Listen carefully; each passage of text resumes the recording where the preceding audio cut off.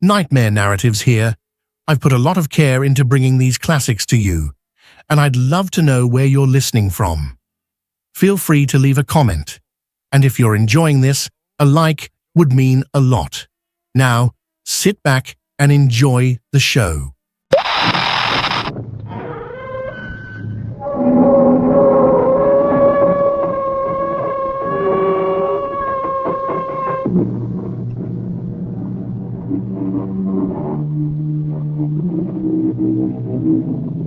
Come in. Welcome. I'm E.G. Marshall. Welcome to the sound of suspense. Welcome to the fear you can hear, but mostly to the world of terrifying imagination. The story you're about to hear concerns one of the most unusual killers in the annals of crime. A brutal murderer who carries not one but 4 deadly weapons wherever he goes. A huge monster of a creature weighing hundreds of pounds.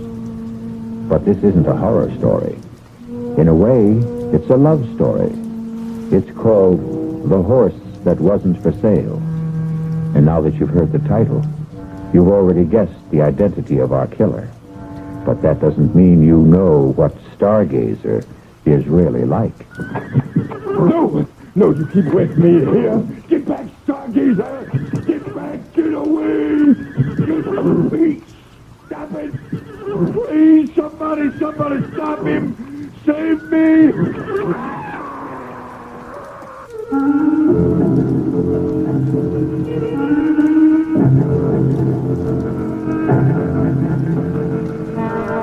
Our mystery drama, The Horse That Wasn't for Sale, was written especially for the Mystery Theater by Henry Slessor and stars Mercedes McCambridge.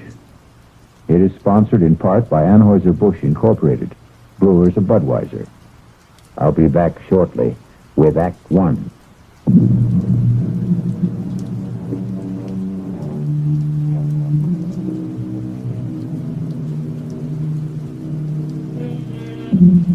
Our tale begins in an idyllic setting. Just picture the gently rolling hills of a horse farm in the early days of autumn. The colors of the trees all red and rust and differing shades of amber. See the ranch house nestled comfortably in the valley. The long row of white stables. But now you may notice something unusual about this farm. The stables are empty. No horses neigh and whinny in the paddocks. The only sound is the tapping of a typewriter. And at a desk in the front room sits a very handsome and very sad-looking young lady whose name is Chrissy Runyon.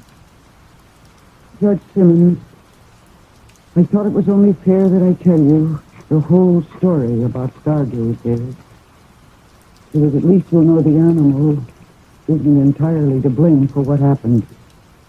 It began on the day my father was buried. And of course it began with our trainer, Clem Burnett.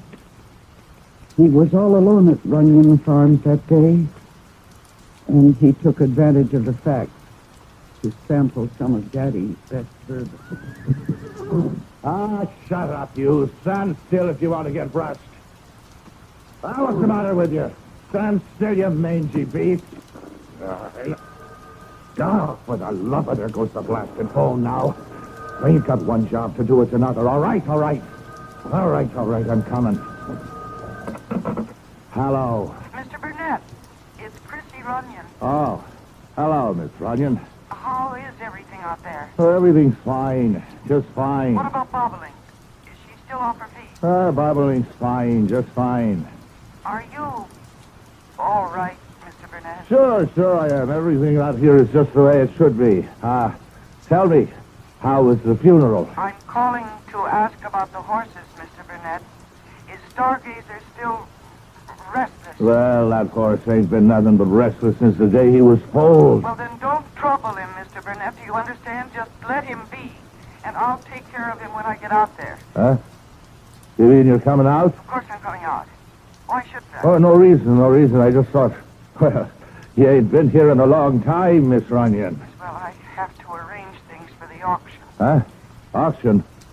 What are you talking about? I'm sorry, Mr. Burnett, but the horses have to be sold. And the farm, too. My father's debts were, too. Well, never mind. I'll be there sometime this weekend. Oh, wait a minute. You're telling me that I'm out of a job? I'm sorry. There's nothing I can do about it. Well, look here. I worked 6 years on this place. 6 years and your old man never gave me more than a... I'll see you on the weekend, Mr. Burnett, and we'll settle then about your wages. And remember what I said about Stargazer. Just let him alone. Goodbye. Just like that, huh? Just like that, huh, Miss Snooty? I'll let him alone, all right. He can starve as far as I'm concerned. Well,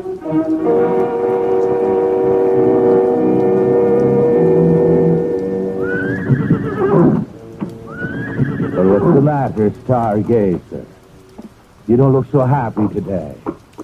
Hungry, maybe, huh? Thirsty? No, there's no use clawing the ground. You just got to wait until she gets here. Miss Chrissy Runyon's the only one you ever cared for, right? Well, you can wait until she gets here and takes care of you, because I won't. Hey, now get down. Get down, Stargazer. Now you stop that. What are you trying to do? Knock down the whole barn? Now stop that. You stop it. All right, if you want a taste of the whip. Now stop it. Stop it, that crazy beast. Get back there. Get back. You kicked me. No. Oh, my God.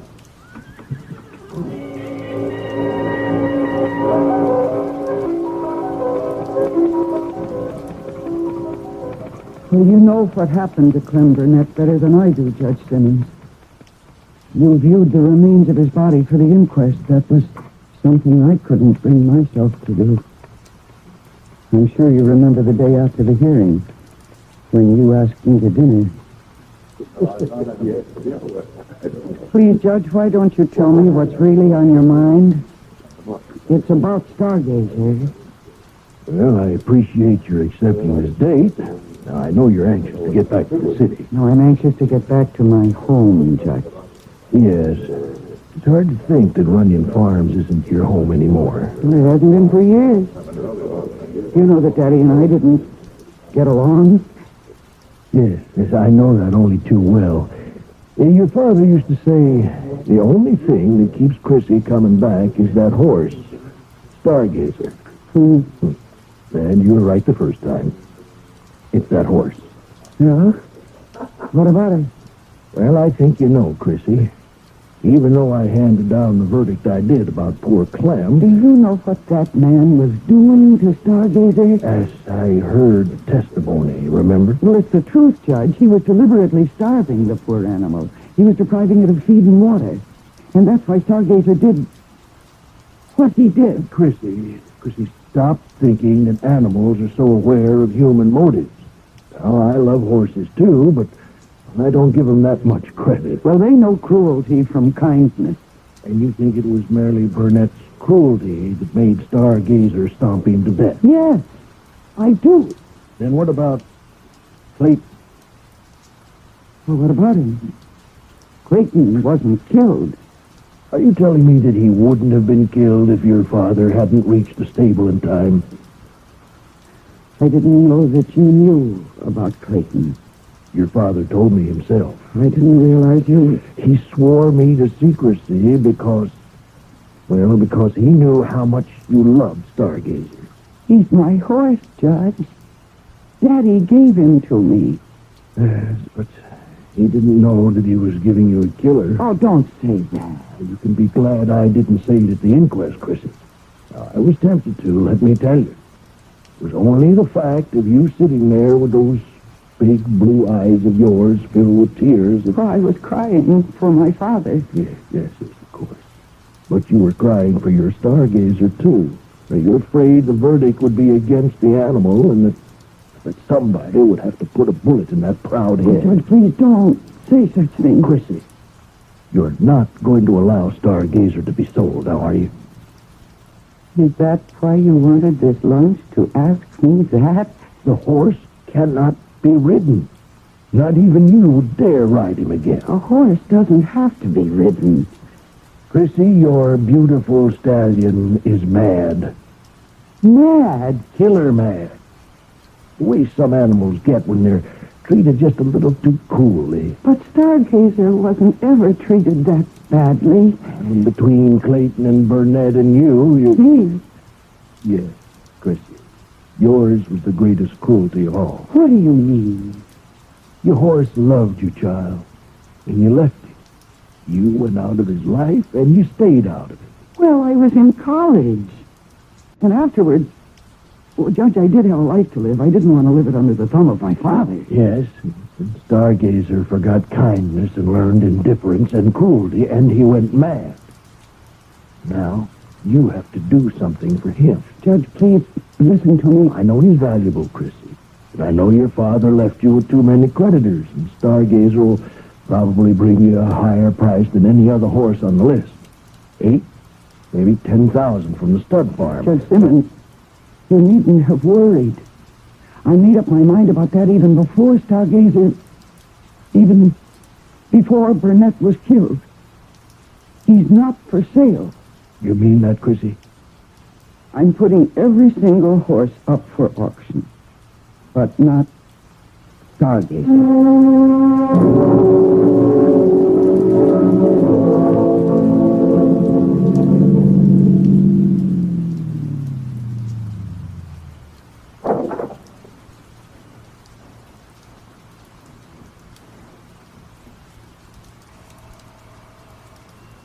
Just a moment.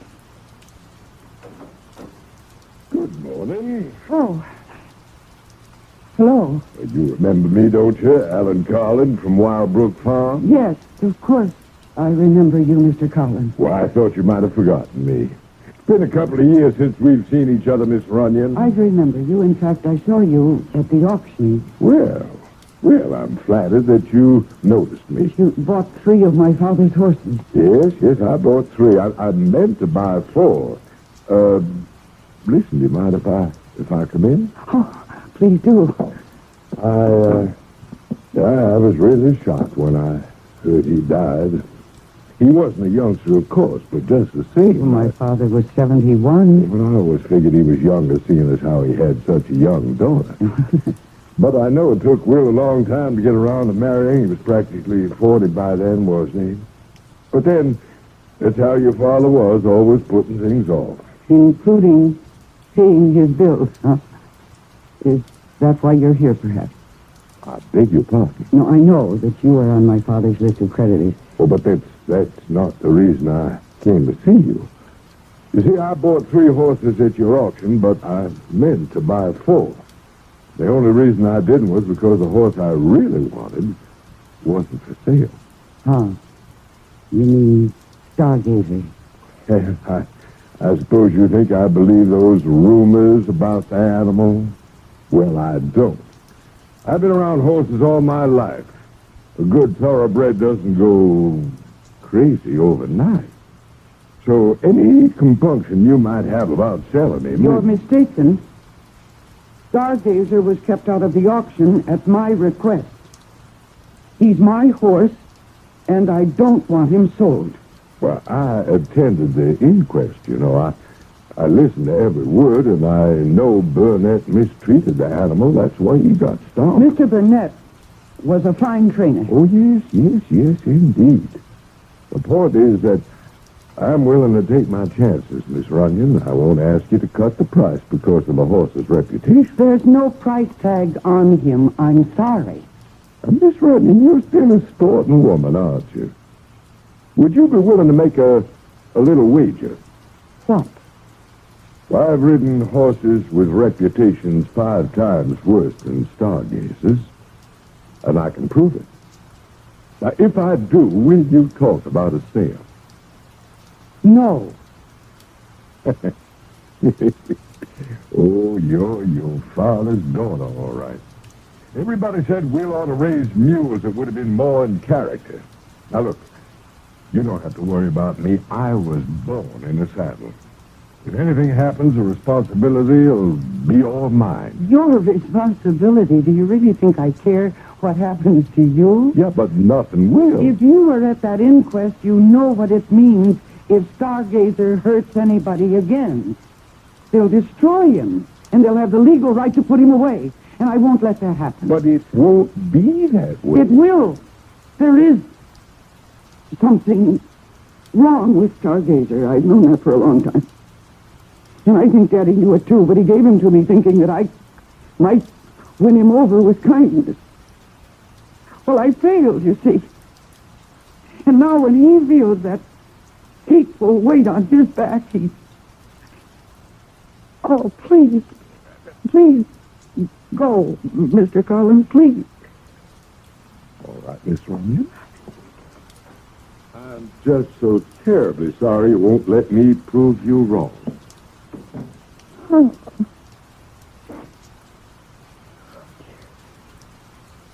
I should start my packing. Feels like the whole morning is gone. Oh, no. I hope that man isn't bothering Stargazer. He must be out at the stable. Mr. Collins, don't, please don't! Mr. Collins, don't! Mr. Collins, stop! Bring him back here! Don't ride him!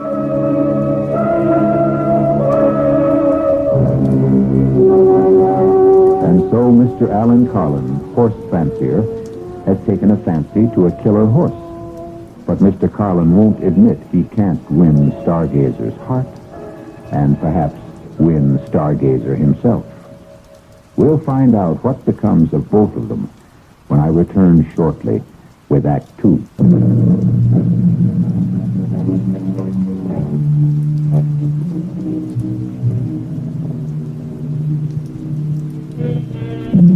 And now, here's Act 2 of The Horse That Wasn't for Sale. Alan Carlin knows horses, knows the feel of them, the moods of them, knows when they respond to a rider's touch, and knows when they resent it. But there are times when even the best horseman allows his ego to override his common sense. And Alan Carlin is about to learn that his time is now. Okay, boy. Take it easy now. Easy. Slow it down, boy. Come on. Those flying tears. Oh, good Lord, God, Jesus. Slow it down, boy. That tree. No. Oh, God, my back. My spine. Crazy horse, she was right. You are crazy. No, no, no, no, you keep away from me. Get back. You get back there, Stargazer. You get away, get away. No, stop it. Somebody, please, somebody stop him. Save me.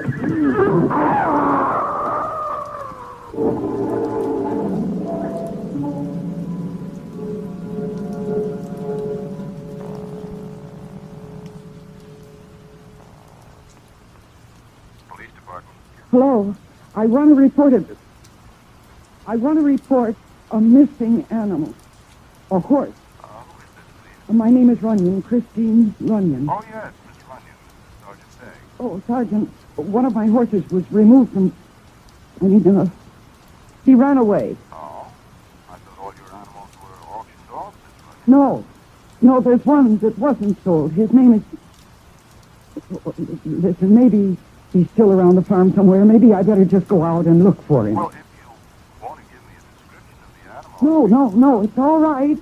I just lost my head for a minute. I'm sure he's around the property somewhere, and I'll find him. Don't worry. Whatever you say, miss. I'm sorry to have troubled you. Goodbye.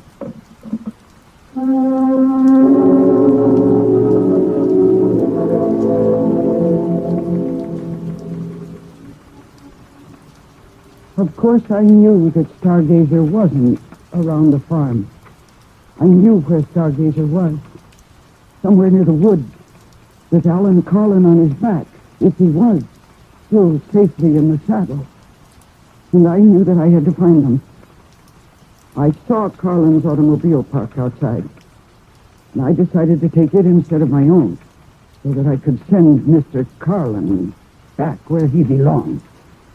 I just hoped and prayed that I wasn't too late.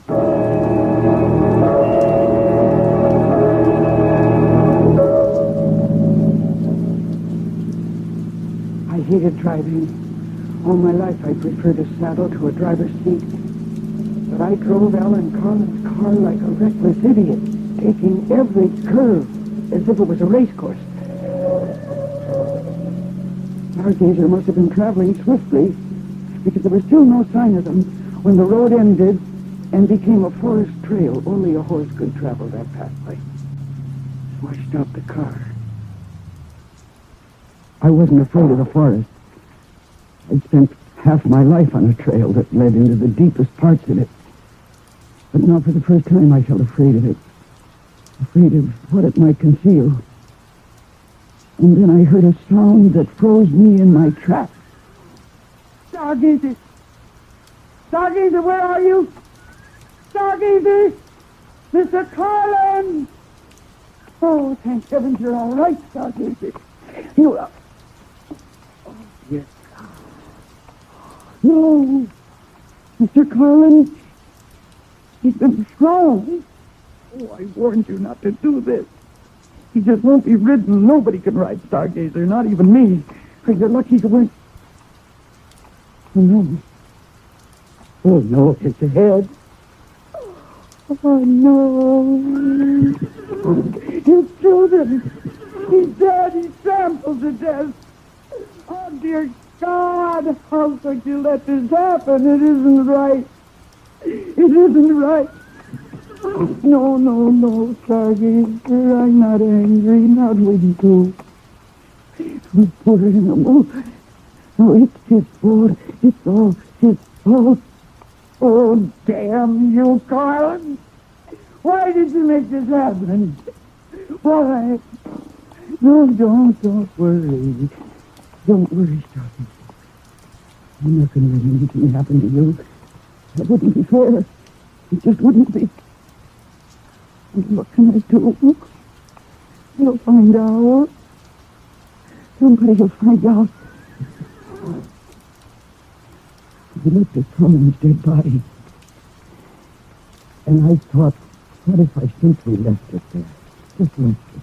To yesterday's dead leaves and this year's snow.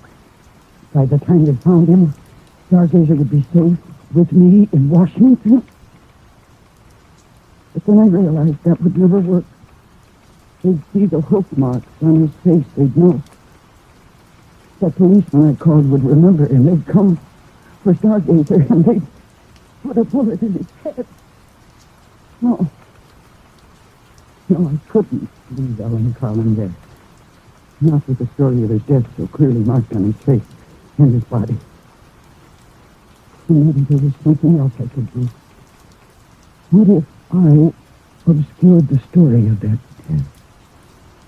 What if I just obliterated it?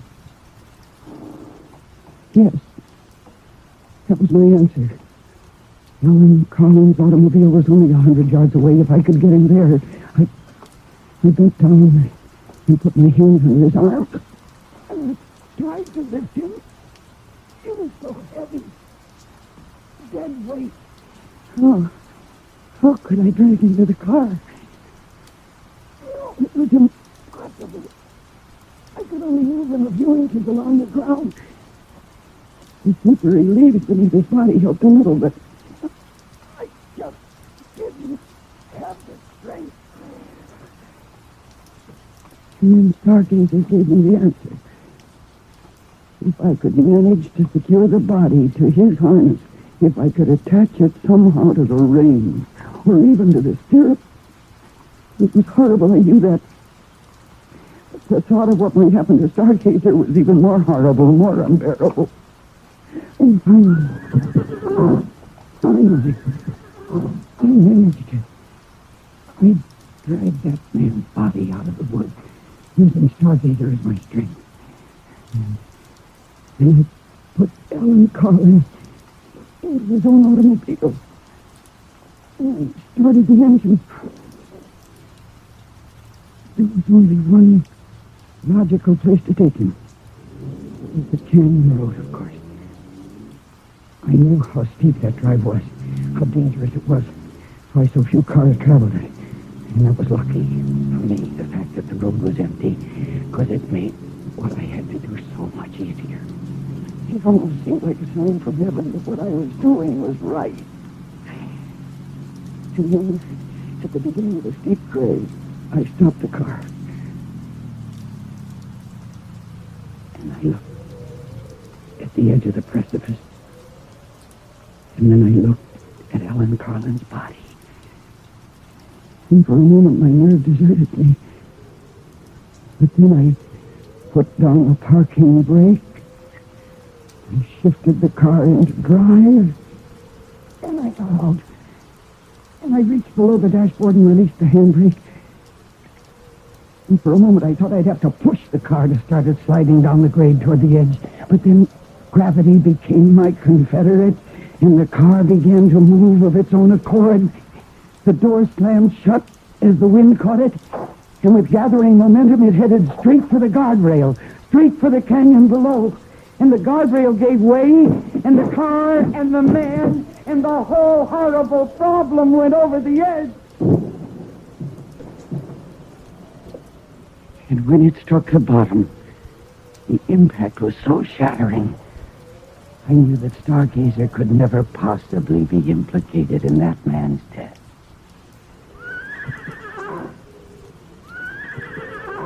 Then I made the long walk back to the woods, back to my horse, to my old friend, who stood patiently tethered, waiting for me,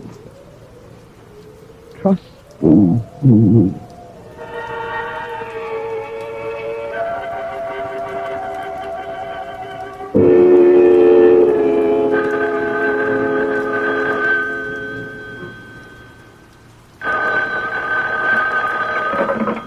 Hello. Miss Runyon, this is Sergeant Beggs.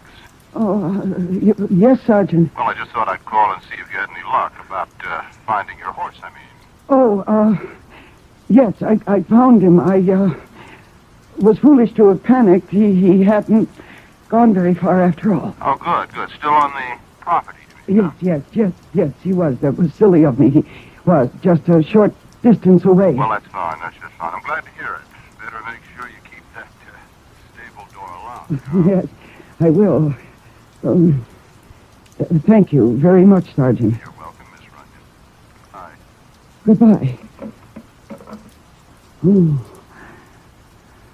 I think I could use a drink. Oh, no. No, what? Hello? Hello, is this Miss, is it, Bunyan? No, the name is Runyon. Who is this? Well, you wouldn't know me, Miss Bunyan. Miss Runyon. Name's Sam Pratt. I work over at Wild Book Farm for, Mr. Carlin, you know? Yes. Well, what do you want? Well, I was wondering if you were going to be home this afternoon, Miss Runyon. A little something I wanted to talk to you about. No, I'm sorry. I have a great number of things to do today. I can't receive visitors. Well, I figured you'd want to talk to me, Miss Runyon, on account of, what happened this morning. Oh? What do you mean? Oh, I think you know. What happened out there? On that canyon road? I haven't the faintest idea of what you're talking about. Sure you do, Miss Runyon. You see, I saw you kill Mr. Carlin out there. I saw you murder him. Now, can I come and talk to you?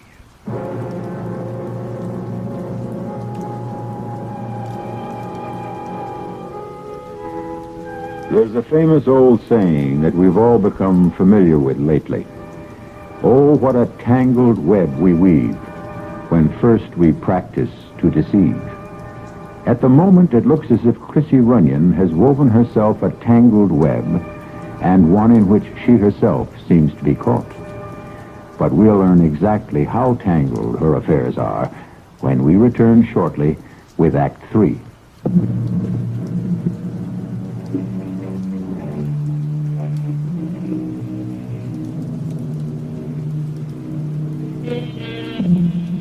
Now, here's the final act of The Horse That Wasn't for Sale. And it begins with a sound that strikes terror into the heart of young Chrissy Runyon. She hesitates before she answers it, afraid of the man who might be on her doorstep. Miss Runyon? Yes, I'm, Sam Fried. yes. Oh. Come in. Well, it's, nice of you to see me, Miss Runyon. Who are you, Mr. Fried? I've never seen you around here before. Well, I'm new, Miss Runyon. I come from out of state. Yeah, I used to work in West Virginia at the Algonquin Farms. You know it? Oh, I've heard of it. Yeah, well, I used to be a trainer there a long, long time ago. Then they had me doing grooming work and junk like that. I said, no more of that, I said. Mr. Fried, will you please come to the point? What did you mean about Mr. Carlin? I don't know what you saw or think you saw. I seen you, Miss Runyon. I seen what you did. Well, whatever you think you saw, you were mistaken. I didn't even know your boss, Mr. Carlin. And to accuse me of killing him... Oh, but that's what you did, all right. Now, you pushed that car over the cliff, and poor Mr. Carlin was in it. My, you must have really hated that man. Well, what'd they ever do to you? Get fresh or something? Mr. Friat, you're completely wrong. I swear you're mistaken. Well, all righty then, I'm wrong. So you don't mind if I tell the police what I saw? Now, I figure they're not so dumb they could go looking for footprints or something up there, like tire tracks and stuff like that. It was an accident. Of course, I don't have to tell them what I saw. What do you mean by that? Well, what I said. Ain't no law saying a man has to tell everything he knows. And what would stop you? Oh, if I liked a person. No, that's not what you really mean, is it? Now, you take Mr. Carlin. Well, I only worked for the man a week, and I could tell already that he wasn't such a nice fella. I did not kill Mr. Carlin. Oh, sure, Miss Runyon. But you see, there I was in that canyon, taking a ride on the old nag they let me use, and I seen that car stop there. And now, just for the heck of it, I put my field glasses on it. That's how I come to see it all. But you don't understand why I did it. Oh, heck, I don't care why. Now, I told you I didn't like the man. Sure could sit a horse, though. Now, I'll give him that. I swear to you he was already dead. You know, people around here know that he treated your pa pretty bad. Can't blame you for what you did. No, you must believe me. Mr. Carlin was already dead when his car went over into the canyon. He'd been killed by an accident. I had my reasons for doing what I did. Sure, Miss, sure you did. And you can just tell the police all about it. No, they may not understand. Yeah, that's true enough. Yeah, they may not understand. I mean, not the way I do. But just the same, if they ask me questions about it, now I'd have to tell them what I know. Well, unless, of course, I wasn't around to tell them anything. Not around? Well, with Mr. Carlin dead, there's not much point in me hanging around Wildbrook much longer. Maybe I ought to move on. You'll find me another job. If I did that, well, I wouldn't be here when the police came around. Understand? No, I'm not sure I do. If I could get me a stake, now I'd leave right away tomorrow, maybe. No, it wouldn't take much. 4,000, 5,000 maybe, huh? That ought to be enough, don't you think? Oh, now, wait a minute. Well, better round it out to 5. Yeah, 5,000 would do her, Miss Runyon. You expect me to give you that money? Well, sure help if you did. But that's impossible. I don't have a penny. You know, auction must have given you plenty, Miss Runyon. Why, Mr. Carlin bought some of your stock himself. But every cent goes to my father's creditors, and even that won't be enough. Well, I don't know about that. All I know is 5,000 would do me just fine.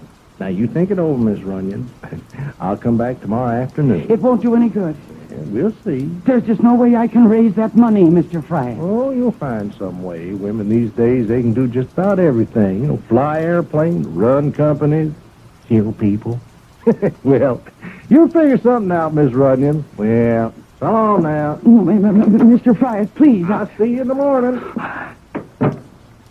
Oh, dear God. What am I going to do? And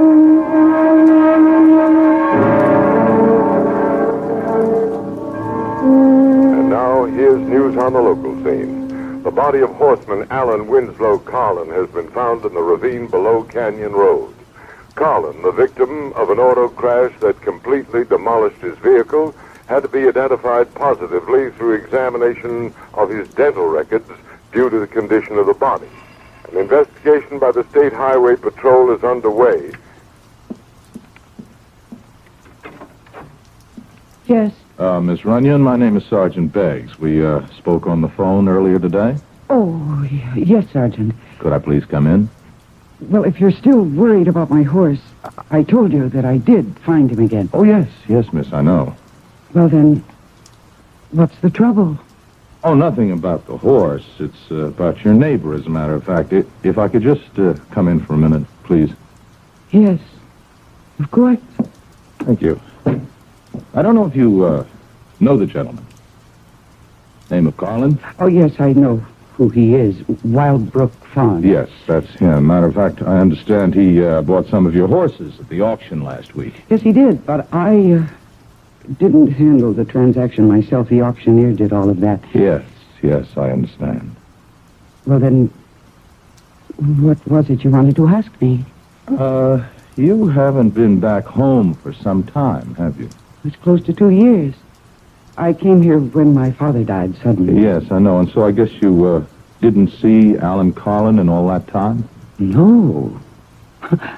Why in the world should I? Oh, I was just asking. Oh, Sergeant, I think you better tell me what this is all about. Well, I've got something to tell you about Mr. Carlin. He's dead. He died in an auto crash this morning. Yes. I just heard that on the news. Oh, I see. Well, it was pretty bad. He was halfway up the canyon road, heading for the Leap. You know where the Leap is? Sergeant, I was born and raised in this part of the country. Oh, yes, of course. Excuse me. Anyway, he went out driving that way, and he must have skidded or something. Car went over the edge, plowed right through the guardrail. Oh, that's terrible. It's such a dangerous road. Oh, yes, it is a dangerous place. I would have thought Mr. Carlin would have had more sense than to take it at high speed or whatever it was he did. Anyway, the car went over, and it was totally demolished, of course, and that's a long way down. Oh, that poor man. I'm terribly sorry about Mr. Carlin. But I really can't take his loss very personally. I hardly knew the man. Uh-huh. Well, your father knew him well, though, didn't he? Yes, they were neighbors for many years. And friends. Oh, I suppose so. Only they had some kind of falling out about money, I understand. Well, what does that have to do with all this? Just curious, Miss Runyon. Are you trying to imply something? No, miss, of course not. Why should I do that? Oh, there is just one more thing, though, one more thing. When Mr. Carlin left his place this morning, he told one of his servants that he was coming here to see you. Oh, that's right. He was here. Mm-hmm. What time would that have been? Oh, I don't remember exactly. Around 11, I think. Did he stay very long? No. No more than 10 minutes. I don't see the point of all these questions. Well, you see, we're just trying to understand what happened, Miss Runyon. Mr. Carlin, he was a pretty careful driver. He knew that mountain road as good as anyone else in this part of the country. And we were just wondering if he might have been, well, let's say overtired or drinking too much or depressed, anything like that. How did he seem to you? I just don't recall. I see. Well, then I guess that's all for now. What do you mean, for now? Oh, the Highway Patrol is investigating the accident, too, and since you were the last person to see Mr. Carlin, they might be talking to you, too, Miss Runyon. Oh, is that the horse out there? One that got away? Yes. That's my horse. My. That's a fine-looking animal. I guess he's the only one you didn't sell off, huh? That's right, the only one, Sergeant. But, I might not keep him after all.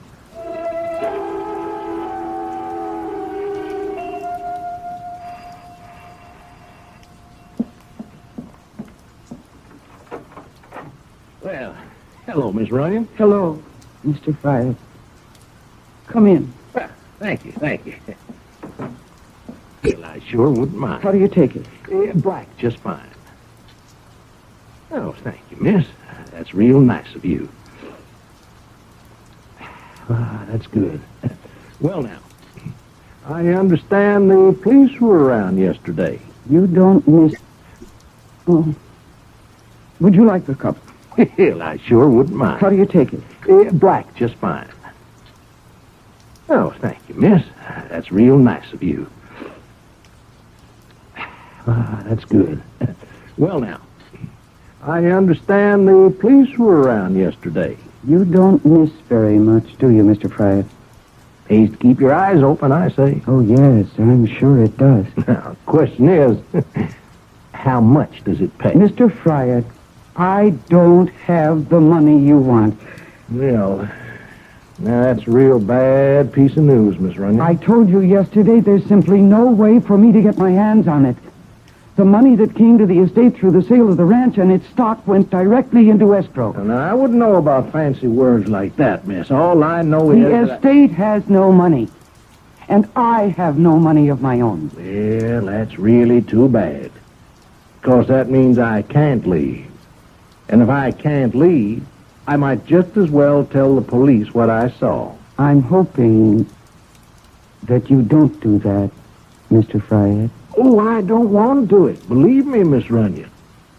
But if there was just something you could give me.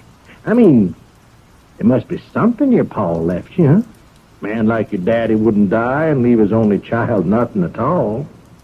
Well, there is one thing. What's that? It's the only legacy I have. The most valuable thing he owned.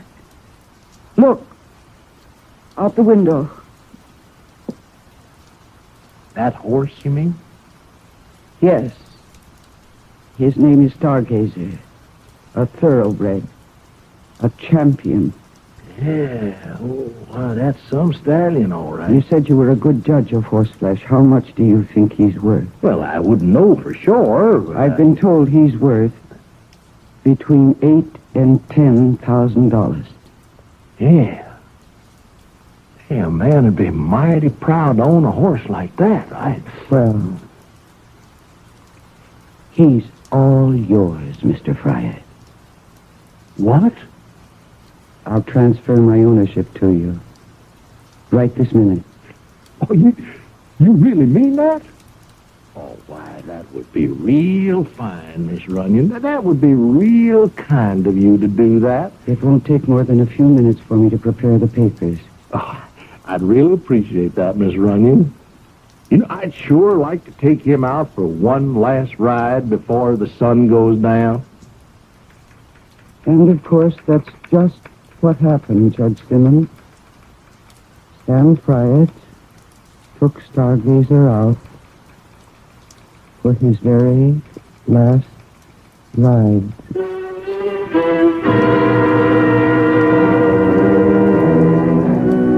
Remember all the old cowboy movies that showed the lone rider heading into the setting sun? Well, you can picture old Sam Fryatt doing exactly that. Only when the words that say "the end" appear on the screen, you can also be sure they mean the end of old Sam Fryatt. I'll be back shortly.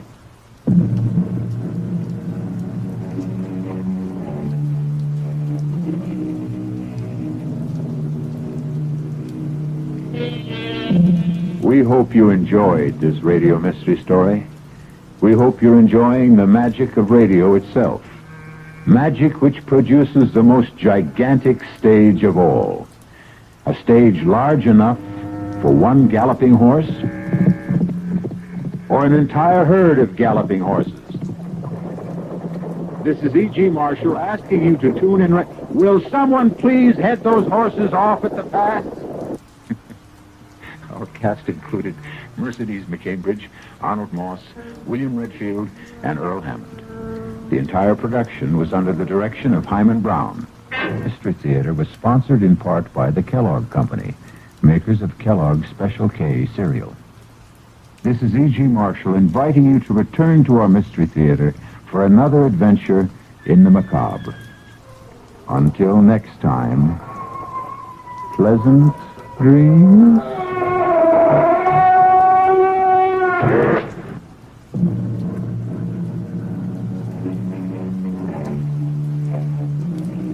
WOR Mystery Theater was brought to you by ShopRite Supermarkets, where you get a lot more for a little less.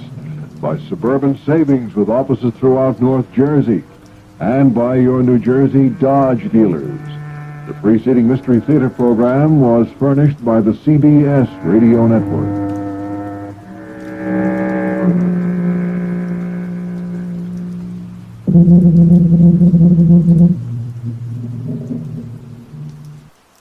I'd love to know where you're listening from. Feel free to leave a comment, and if you're enjoying this, a like would mean a lot.